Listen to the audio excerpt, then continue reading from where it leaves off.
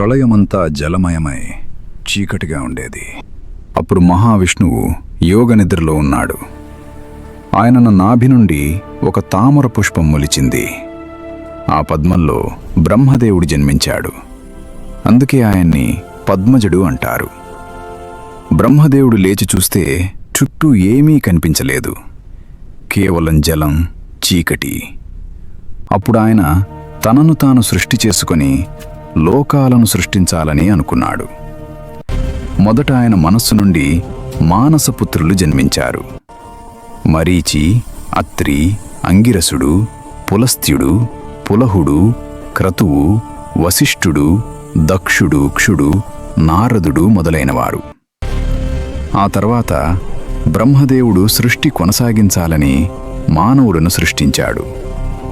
బ్రహ్మదేవుడు తనను తాను 2 భాగాలుగా విభజించుకున్నాడు.